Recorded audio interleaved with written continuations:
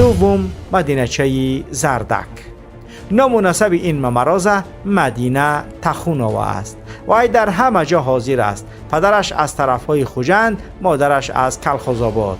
پدر و مادرش جدا شدگی‌اند. رستم نرکمن دختری مدینچه زردک را در 15 سالگیش توسط همان منیژه در بالا یاد شده گرفته است. او هم امثال دیگر ممرازه ها بعد از آن که دختریش را از دست داد و چند وقت دست به دست رستم نرکمن و دوستانش تاب خورد، دیگر خود به خود بیجاگردی سبک پا شده و دست به ممرازگی زده دخترهای مردم را با راه فریب می آورد و به رستم پیشکش می کرد.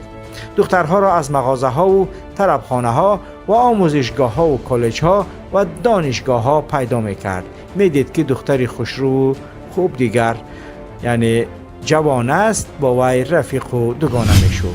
اگر فروشنده بود کلینت دائمی می شد. برای مثال لباس و یا هر چیز دیگری را که 500 سامانی ارزش داشت می خرید و با فروشنده 700 800 سامانی می داد. بقیه اش را نمی گرفت، چایوه می داد. همین طور دلیابی کرده دوگانه می شد و سپس دعوت می کرد و می گفت بیا یگان جا شیشتنی رویم و سپس می گرفت راست پیش رستمی نرکمنش می برد. یک دختر در رستوران دیویتی بال با حیثی پیش خدمت کار میکرد. از کمبغلی و بیچارگی او را آورد و بر رستم طغری کرد.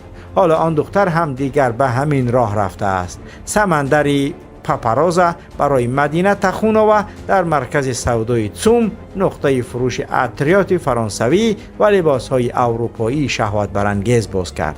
هدف از کشادن این مغازه برای بدام افتاندن دختران زیبا و دلکش برای رستم امامعلی و شاهرخ خوب دیگر.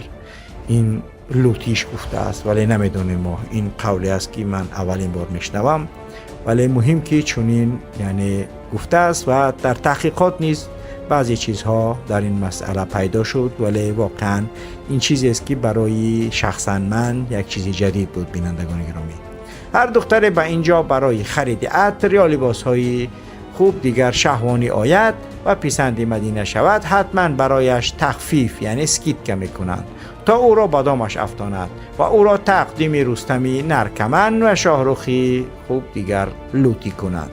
رستم برای دختری باکره 2000 به دستی مدینچه میدهد. 500 دلارش را مدینه تخونوا میگیرد. 1500 دلار به دختر میدهد.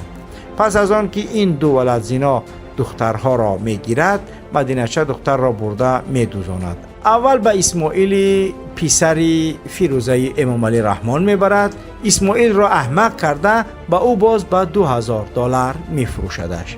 بعدا باز میدوزد و باز به اکبر غلاموف میبرد. اکبر بیچاره همیشه تگی طبق میلیسد و بعدا دختری را که به گپش میدراید به دوبای پیش شیخا میبرد.